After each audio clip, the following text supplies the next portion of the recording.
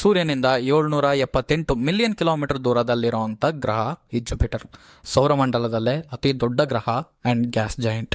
ಎಷ್ಟು ದೊಡ್ಡದು ಅಂತ ಹೇಳಿದ್ರೆ ಸುಮಾರು 1300 ಭೂಮಿಗಳನ್ನ ಇದರಲ್ಲಿ ಇಡಬಹುದು. ಅಷ್ಟು ದೊಡ್ಡದಾದಂತ ಗ್ರಹ ಬಂದು ಜುಪಿಟರ್. ಅಂಡ್ ಇದನ್ನ ಫೇಲ್ಡ್ ಸ್ಟಾರ್ ಅಂತಾನೂ ಕರೀತಾರೆ. ಕಾರಣ ಏನಂದ್ರೆ ಸೂರ್ಯನಂತೆಯೇ ಜುಪಿಟರ್ ಕೂಡ ಹೈಡ್ರೋಜನ್ ಅಂಡ್ ಹೀಲಿಯಂ ಇಂದ ಆಗಿರುತ್ತೆ. ಆದ್ರೆ ನ್ಯೂಕ್ಲಿಯರ್ ಫ್ಯೂಷನ್ ಅನ್ನೋ ಒಂದು ಪ್ರಾಸೆಸ್ ನ ಟ್ರಿಗರ್ ಮಾಡೋದಕ್ಕೆ ಬೇಕಾದಂತ ಮಾಸ್ ತೂಕ ಒಂದು ಜುಪಿಟರ್ ಇರಲ್ಲ.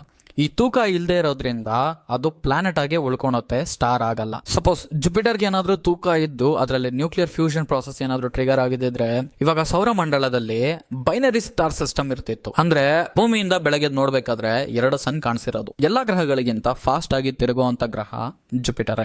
ಬರೀ 9 hours 56 minutes ಅಲ್ಲಿ ಜುಪಿಟರ್ ಒಂದು ಡೇನ ಕಂಪ್ಲೀಟ್ ಮಾಡ್ಬಿಡುತ್ತೆ. ಅಂಡ್ ಭೂಮಿಗಿಂತ 14 ಪಟ್ಟು ಸ್ಟ್ರಾಂಗ್ ಆಗಿರುವಂತ ಮ್ಯಾಗ್ನೆಟಿಕ್ ಫೀಲ್ಡ್ ಜುಪಿಟರ್ ಅಲ್ಲಿ ಇದೆ. ಸೋಲಾರ್ ಫ್ರೇಸ್ ಏನಾದ್ರೂ ಅದಕ್ಕೆ ಬಂದು ಹಿಟ್ ಆದಾಗ ಅದರ ಧ್ರುವ ಪ್ರದೇಶಗಳಲ್ಲಿ ಅರೋರಾಸ್ ಬಂದು ಎಲೆಕ್ಟ್ರಿಫೈಯಿಂಗ್ ಬ್ಲೂ ಕಲರ್ ಅಲ್ಲಿ ಕಾಣಿಸುತ್ತೆ. ಆಸ್ ಆಫ್ ನೌ ಜುಪಿಟರ್ 95 ಉಪಗ್ರಹಗಳನ್ನ ಅದ್ರ ಕಂಟ್ರೋಲ್ ನಲ್ಲಿ ಇಟ್ಟಿದೆ. ಅದರಲ್ಲಿ ದೊಡ್ಡದಾದ ಮೂನ್ಸ್ ಬಂದು ಯುರೋಪಾ, ಗ್ಯಾನಮೈಡ್ ಮತ್ತೆ ಕಲಿಸ್ಟೋ. ಇದನ್ನ ಗ್ಯಾಲಿಲಿಯೋ ಡಿಸ್ಕವರ್ ಮಾಡಿರೋದ್ರಿಂದ ಗ್ಯಾಲಿಲಿಯನ್ ಮೂನ್ಸ್ ಅಂತಾನೂ ಕರೀತಾರೆ. ಅಂಡ್ ಆ ಯುರೋಪಾ ಮೂನ್ ಅಲ್ಲಿ ಓಷನ್ಸ್ ಇರಬಹುದು ಅಂತ ಹೇಳ್ತಾ ಇದ್ದಾರೆ. ಅಂಡ್ ಫ್ಯೂಚರ್ ನಲ್ಲಿ ಸ್ಪೇಸ್ ಮಿಷನ್ ಲಾಂಚ್ ಮಾಡಿ ಇದನ್ನ ಎಕ್ಸ್ಪ್ಲೋರ್ ಮಾಡೋದಕ್ಕೂ ಚಾನ್ಸಸ್ ಇದೆ.